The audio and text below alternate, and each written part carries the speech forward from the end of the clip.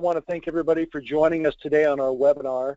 Obviously, as you can see on your screen there, we're going to discuss today how to make better promotion decisions at work. It's an extremely important topic that everybody deals with. I was telling Martin earlier that when I worked for Xerox, it was kind of a line them up and who's next type of mentality when it came to promotion and promoting people.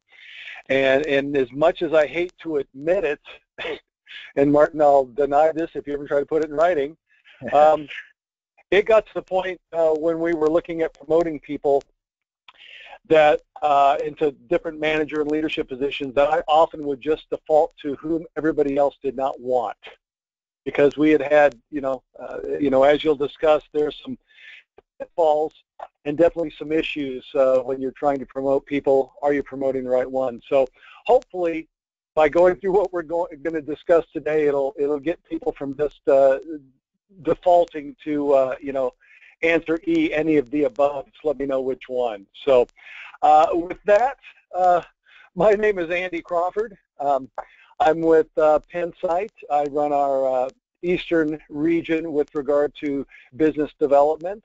I'm calling in today out of our Atlanta office. We've also got on the phone with us Dr. Martin Lanik, who is at 8,000 feet in Vail, Colorado. So if we have any skiers out there, we've got a skiing expert on the phone with us also.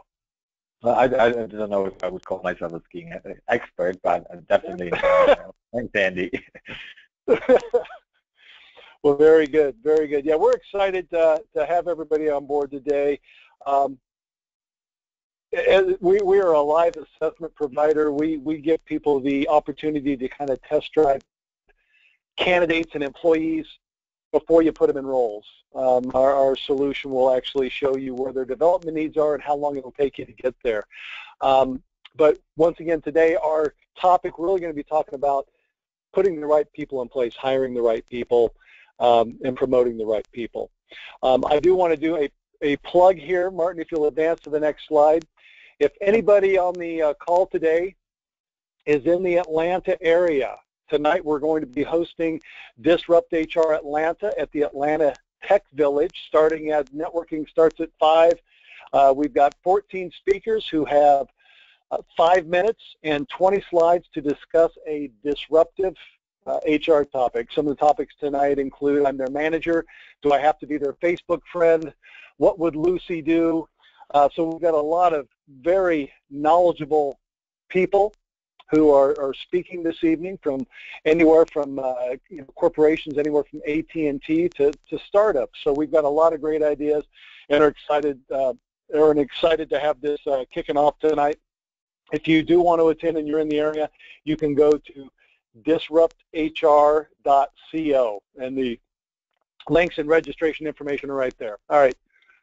Promotional yes, and I actually attended this Disrupt HR event in Orange County just a few weeks back, and I highly recommend it. It's a lot of fun. It's a different type of presentation format and quite engaging, and a lot of really good new ideas.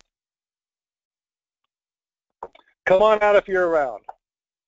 Well, today we're going to talk about go through 3 different topics. Obviously, number one, we want to talk about the biggest mistake during the promotion decisions. These are obviously things that we've learned from people, what they've done. We viewed how they've made decisions and the mistakes that accompany those. Number 2, we're going to really talk about how can you assess readiness. One of the things is, yes, we look in the past and we really try to gauge someone's future performance based upon their past performance. Almost sounds like what you hear when you're buying a stock. Past performance doesn't necessarily determine future gains.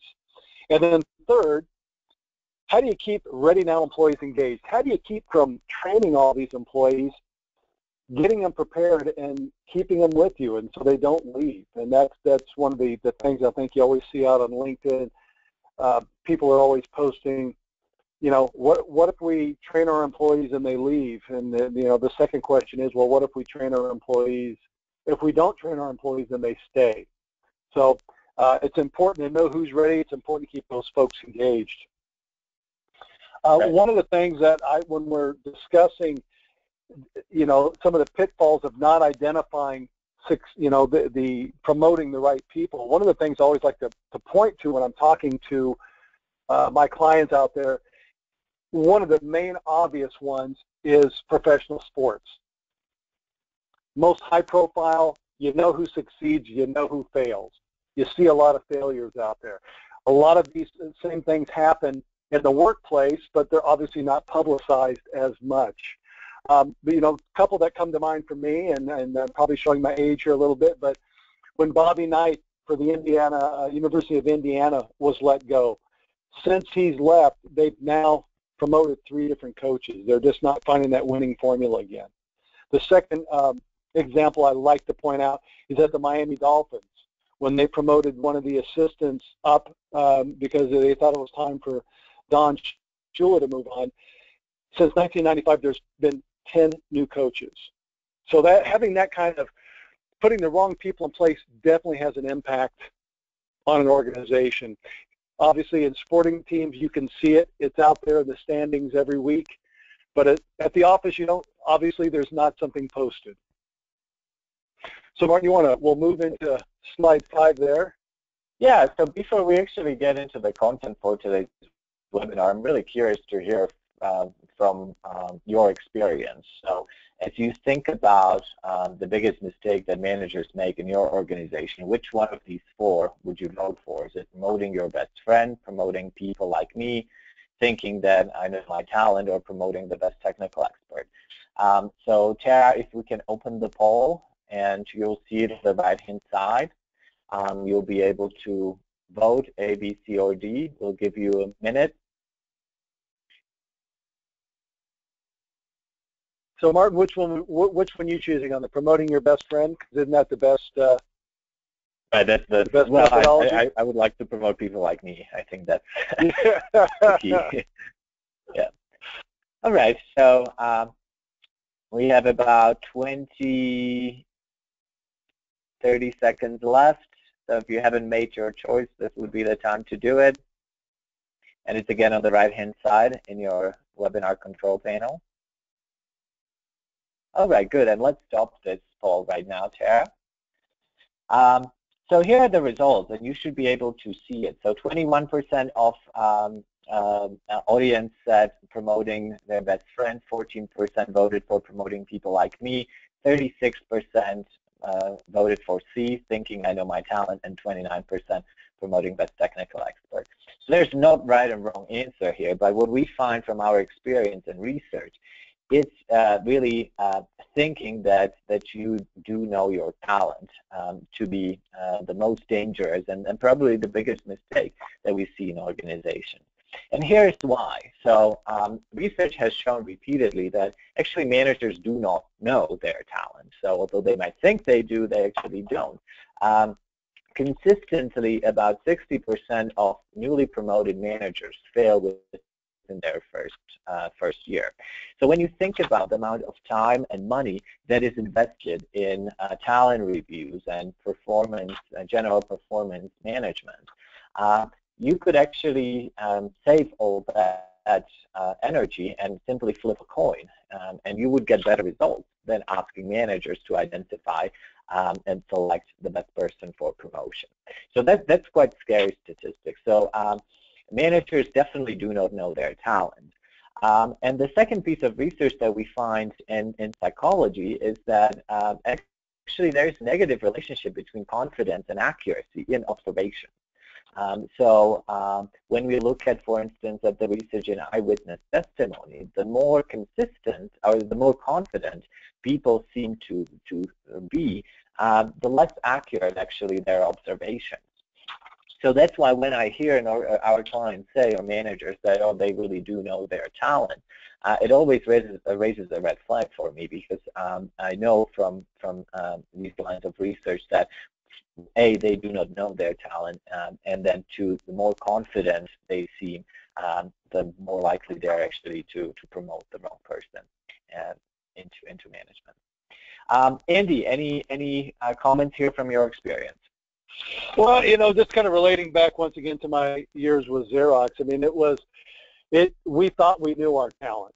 And, you promote people, and I would say we were, flipping the coin. I think we did some research on it, and we were finding that about slightly under 60% of the people we put into the management position were really hitting expectations. And so that's, once again, we did our research. We looked at their past performance. We looked at how they're doing their interactions.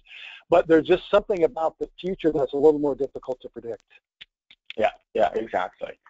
So why care about this? From the organization standpoint and a standpoint of talent management or HR function,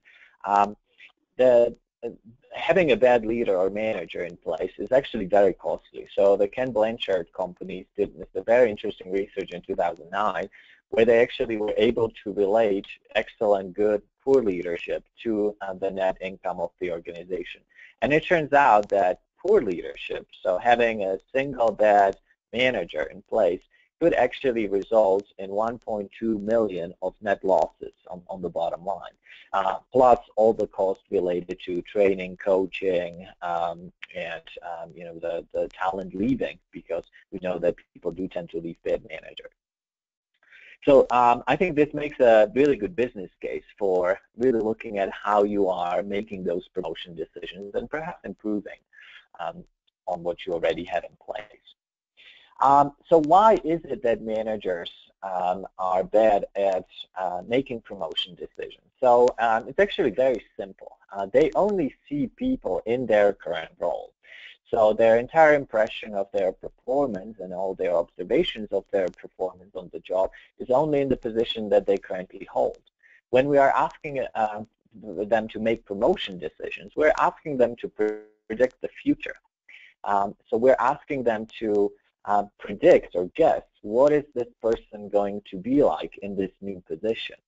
And generally, some of you have actually voted on this as well, that we take the best individual contributor, maybe the best salesperson or the best engineer, and think that, well, if they're so good at their job, they'll be able to teach others. So we should make them a manager or a team leader, and they can transfer their knowledge to other more junior people on their team. But it doesn't happen that way. Just like a best manager, you can't just take from a management position and make them an engineer or make them a salesperson. So these are two completely different roles. The responsibilities are different, tasks are different, and managers have no basis for observing any of their skill sets as they relate to the target role that they are looking for them to promote.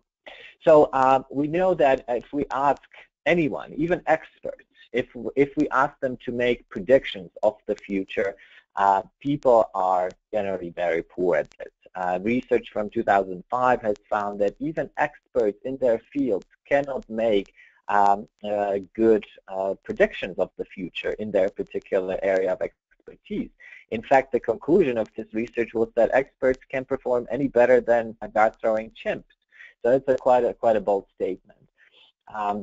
And this same line of research has suggested that even the simplest algorithm or mathematical equation can actually do better prediction of the future than any expert on or a group of experts on their own. So the other part of this problem with promotions is that we're not always clear what we are promoting people for. So there are the role is different. You're moving from an individual contributor to manager, or maybe from a manager to a mid-level manager. But the job changes, and so does the business strategy that you are needing to execute against. So there are different business goals that managers or mid-level managers might have. So when we think about the promotion decision, ultimately we're asking the question, who is ready now to achieve or help the organization achieve the business goals at that level? Interestingly enough, Burson by Deloitte has found that less than 25% of managers think that their development is critical for achieving business goals. And this is a big criticism of the HR talent management function, that we don't always have our development or promotion succession planning program tied to the business strategy. So this is then, of course, reflective. We're not sure what we're promoting people for, what we're looking them to achieve, it's very difficult to make those promotion decisions. Yeah, Martin, that's an important point you're bringing up there. So many people that I speak with, as they're promoting people, they don't have the future goals of the company in mind, and which, ultimately turns out to be something that can really either hurt the productivity, hurt the sales, depending upon what your department does, can really affect it. And so it's critical to know, we want to promote this person, but what are the end goals? And it seems like a lot of people that you speak to who have difficulties in stepping up to the next level didn't truly understand what their goal was or what direction they should be in. Yep. So we always recommend that the very first step in any promotion decision is really having clarity on what is it that we want the person achieve in this new position. And we have actually done research here at Pinside where we looked at what are the most common business goals for senior leaders, mid-level leaders, and team leaders or managers. And you can see the outcomes of our research here. So there are different set of business priorities that we expect senior leaders to execute against. In some organizations, it might be things like building new products or services, or refocusing the organization on its core business, or helping to strengthen the brand reputation, or maybe increase performance, retention, engagement of employees.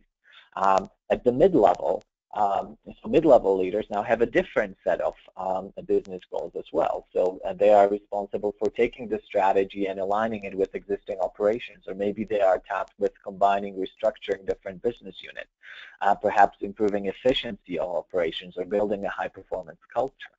And then managers have also different set of business priorities. So in highly innovative type of organizations, perhaps one of the key business priorities for the manager is to boost innovation on the team. Or they're working to increase customer satisfaction by improving the customer service. Or perhaps they are looking to increase accountability on the team so they can turn around the team performance. So this is the outcome from our research here at Pinside, where we've been able to identify across organizations what are the most common business goals that leaders at different levels need to execute against. And this often serves as a good blueprint for answering the question when you're making a promotion decision. What are the 2-3 most important business goals that you're expecting this manager to execute against? And then once you are able to answer this question, you can measure readiness because you know exactly what this person needs to be ready to achieve. Now, I want to make sure before we move on that if you do have questions, there is the chat function on the right-hand side, as Andy pointed out earlier. So feel free to write in questions, and then Andy, please jump in as those questions are coming in. Absolutely.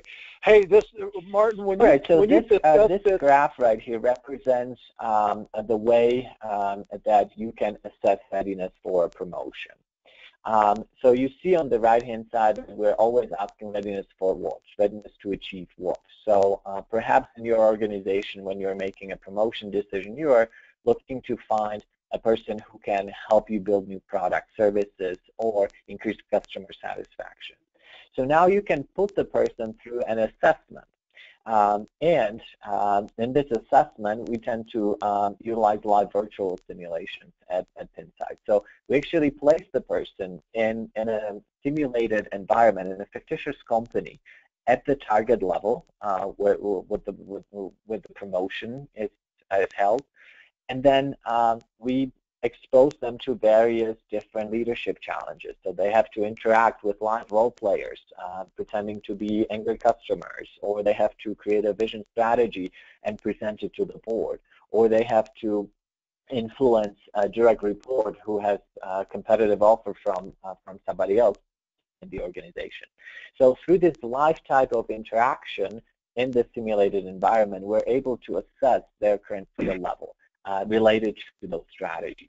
So there are different set of skills that are required to achieve the different strategies. And this is, again, something that came out of our research.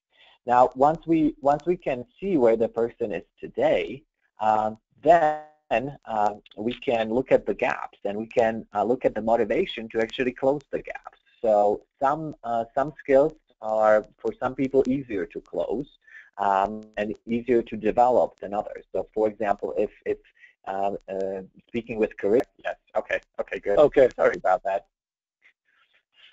All right, so I was talking about ways to assess readiness. So once we have a good read on skills that the person holds, then we can look at the gaps, and we can look at how naturally those skills will come to them. In other words, how quickly can they close those gaps?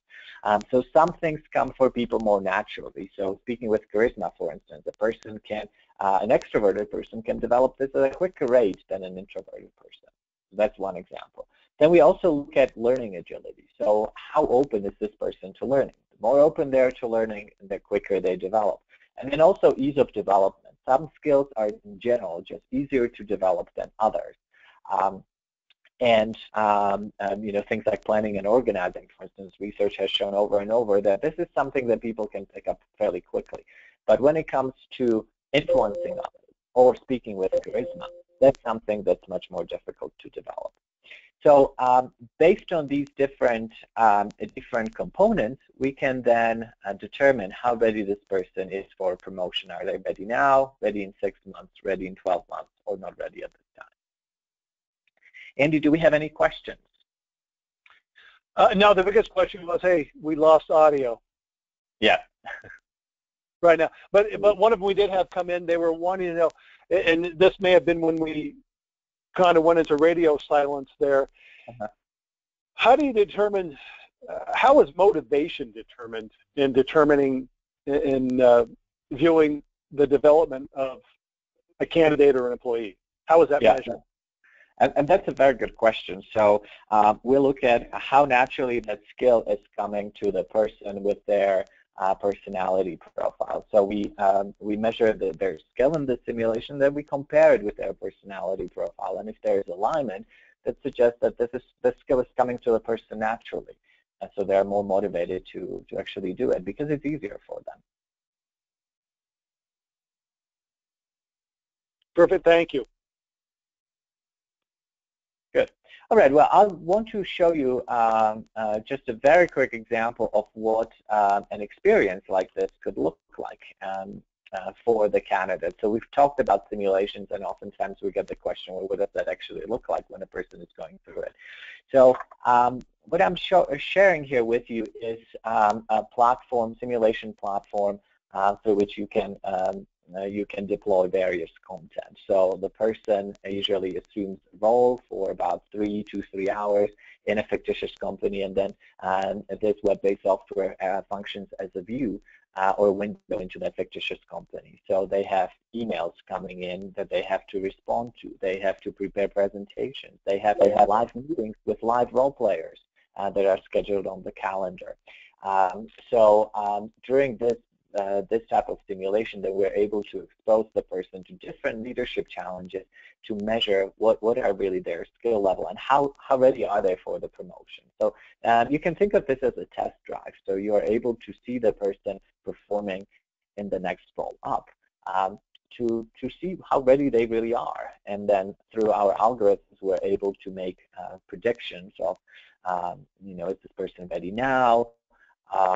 Does this person need development? So you can see sample report output here. If we put 6 candidates through an assessment, this is an example of an output, and then of course you can dive deeper into more detail to help you answer why is Melissa ready or why isn't Jerome ready for the promotion. Now, one question that comes up, or one comment that I hear often from clients, is that this type of split between ready now, ready in 6 months, ready in 12 months is very useful for political reasons. So oftentimes when managers are making promotion decisions, perhaps they're stuck on a particular employee who they view as a rock star, and they are convinced, no matter what any assessment will tell them, that this is the person who is the best fit for the promotion. So when you communicate the results in this form that, yeah, this person is perhaps not ready now, but if you work with them for 6 months, they could be ready. It just makes the discussion much easier and then gives you tools to overcome any sort of resistance. So rather than saying, no, this person is not ready, the discussion would be, well, let's take a look at what the assessment is telling us so we can make a decision, and what would it mean if you really promoted this particular person and they're ready in 6 months? What are the areas where they actually need improvement and need work?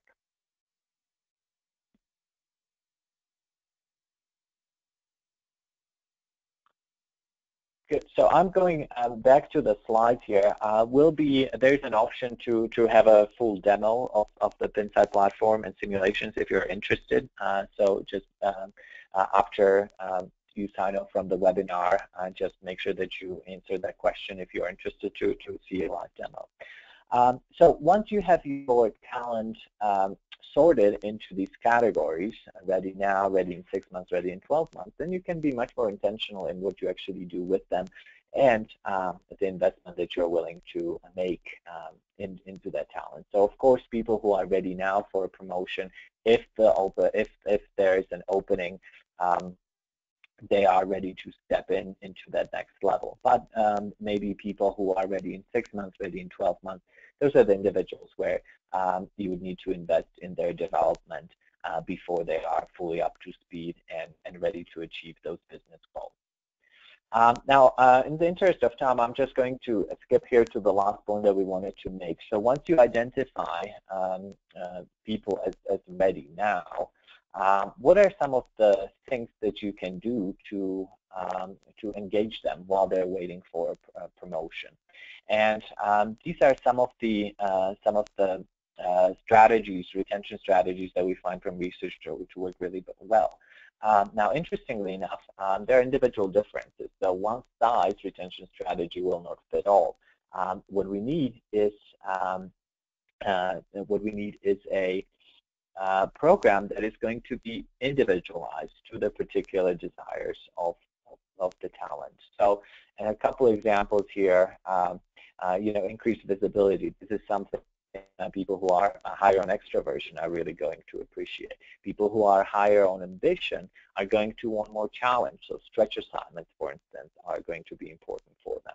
Or we think about freedom, work from home type of setup. So people who generally tend to score higher on the openness personality trait want more intellectual autonomy, and hence freedom is something that's going to be valuable to them. So when you think about an assessment program for a promotion, it not only tells you who is ready now, but it gives you the basis for determining what's going to be the best retention strategy for this individual, perhaps while they're waiting for a promotion, so that we don't risk losing them. Now we are at 10:30 Mountain Time, so we do have about 15 minutes for questions that we'll be happy to take right now. Andy? Yeah, we've got a couple questions that have come in here. They had a question about the simulation. Does the simulation need to really kind of reflect the specific role they're moving into? So what they're typing and clarifying here. So yeah, they're saying, okay, does it have to be industry specific? Yeah, that's a very good question. So it definitely needs to fit the level of leadership. So if you're making the promotion to senior leadership role or mid-level or front-on leader manager, the simulation needs to reflect that. But my recommendation always is to have a simulation that is as far out from the person's industry as possible, because you don't want to confuse their technical knowledge with their leadership skills. So you already know, and you can observe their technical knowledge on the job. And that's not the point. The point when you're making a promotion decision is how good of a leader are they? Are they going to be a good manager? So if you place them in a simulation that is as far out from the industry where they're comfortable, the more accurate measure of their leadership skills is going to be, rather than their technical knowledge. Okay, we've got another question that came in here. Let me make sure I've got it all on the screen. At what time frame would you do the simulation? At the time of a vacancy, or is this part of like a hypo program? Yeah, it really depends on where in the larger talent management function this is implemented. So we have clients who would use this as part of annual assessment program. So this would be tied to succession planning, high potential identification. We have other clients that use it really when a position is open and they have candidates, internal candidates that they are considering for it. So it really depends on how broad you go with the assessment. Okay, yeah, and they had a kind of a follow-up on that. Would you use this for hiring external candidates too? Yes, you can, definitely. So this is the simulation methodology has been validated as perhaps the most accurate assessment that we do have, because you're observing real behavior. You're not relying on interviews or some sort of a personality test that the person fills out. You are actually seeing them in action. So you're able to measure their skills quite accurately.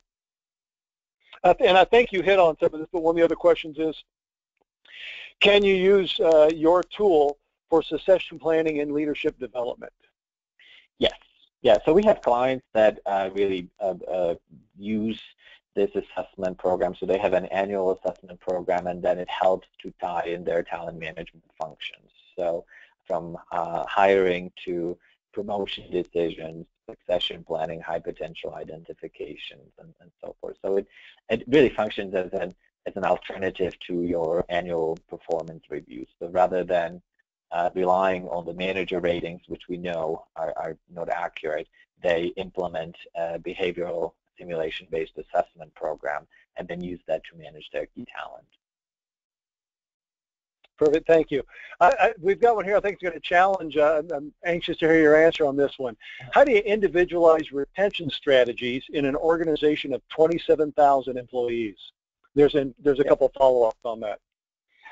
Yeah, that's a very good question. Well, ultimately the retention strategies should sit with the direct manager, and you can have the same way you can probably individualize benefits and have a cafeteria type of offering of benefits. The same way you can have these different strategies for retention. So have stretch assignments that you're offering to some people. You would have some flexibility if that's an option, novelty. So if you empower managers to actually do this and you teach them how to do that, and then you have several options for them to choose from, it's possible, of course. And you covered part of this in your answer, but the follow-ups on that, who is involved in that strategy? HR, leadership, development, or education and development? Mm-hmm. Well, I would say all of the above, right? So you have to get the strategy together, set up the different options, and then educate the managers in the organization to actually execute this and implement it. But a lot of what I find with our clients, a lot of times it's really about educating and developing the managers so they become better coaches, they become better mentors, and then they are able to focus the retention strategy to the individual needs of their team members. Fantastic. All right, we're going to. How do you select the candidates to participate, since candidates might exist in parts of the organization outside of the department? I'm not sure that I'm following this question. I guess I guess it is really. How do you pick the people who are going to be in this program? How do you pick the people who are going to be your next managers? And if the person who asked that, if I'm not asking that correctly, please type in a clarification there for me. But the question is, how do you select the candidates to participate? Because there's going to be because there's going to be candidates coming from other departments. Right. Yeah. And so go ahead. No, go ahead there.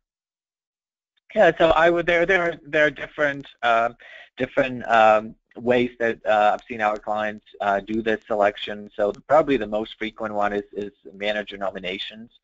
The thing with promotion decisions or any kind of succession planning, high potential identification decisions, you want the managers to be involved, and you want that buy-in from your stakeholders, and giving them a say in the process is something that is definitely encouraged. So perhaps giving them the opportunity to nominate talent, then run them through the assessment, and then bring the assessment results back to them and let them make the final decision based on assessment results.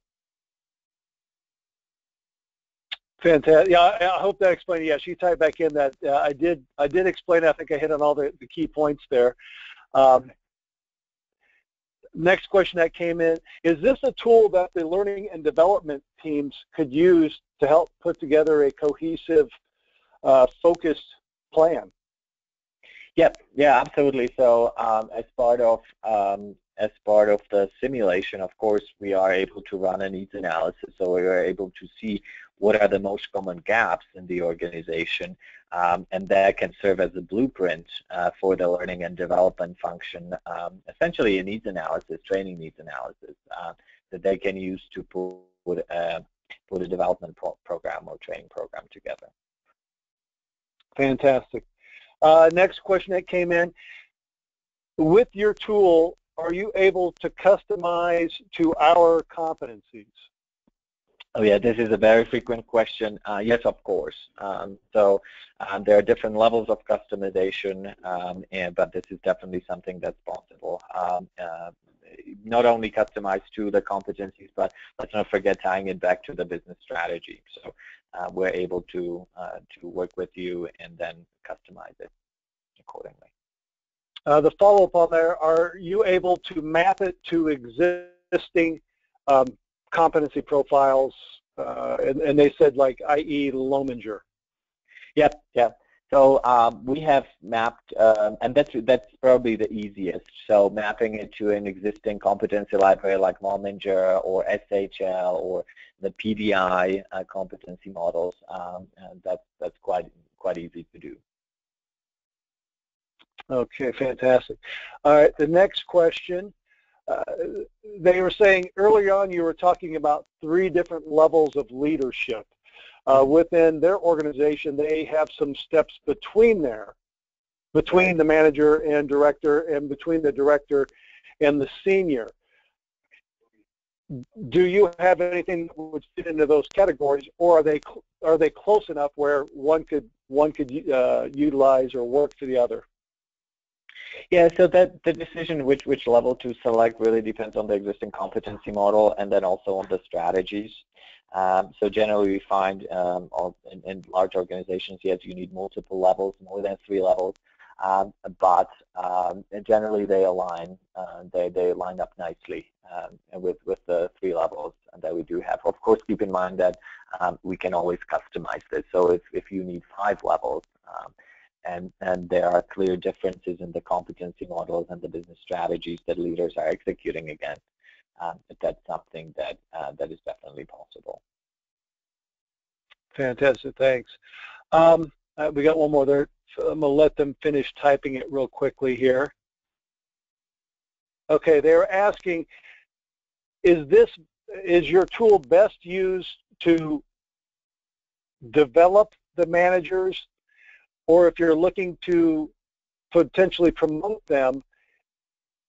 Okay, I see what they're getting at here. So, okay, so they're asking, number one,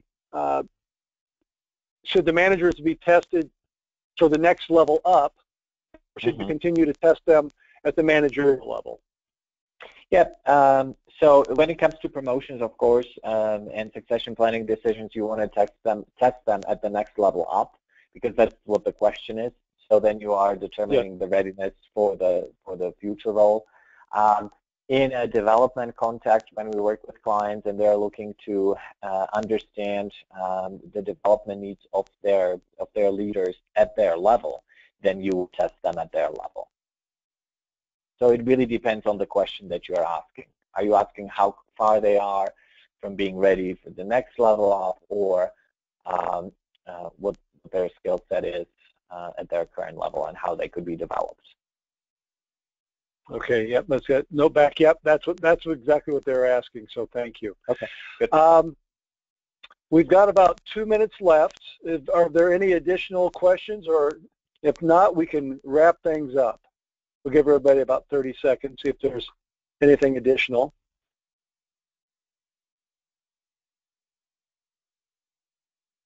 No, I think that's about it. So Martin, thank you very much. Actually, I'm sorry, Andy. There was just a question regarding validation. Okay. Oh, right. Okay. Thank you, Tara. Yeah, so we do have a technical manual available if you are interested to take a look at the extensive research we've done with validation. This tool, so we follow the assessment center methodology, and then this methodology has been validated over and over for decades now, and it has been shown to have low adverse impact and very predictive in decision making. So I'll be happy to follow up with you with the technical manual if that's what you are interested in. Okay. All right, well, let's take one more look here, see if there's any additional questions. While we're waiting here, I'll just go ahead and we'll start. I want to thank everybody for joining us today. We hope we answered some questions for you. I hope we created some more questions in your mind, because that's, as we're going to discuss tonight at our Disrupt HR event, we want to get people thinking. We want to start getting them to think into the future on, as things change, as a new work environment is being created, how can you be proactive? So I'm not seeing any more questions here. So Martin, thank you. I'd like to thank everybody once again for joining, and please feel free to reach out for us if we can answer any of your questions. If you'd like to see the technical manual, if you'd like to take a test drive through our demo, be more than happy to take you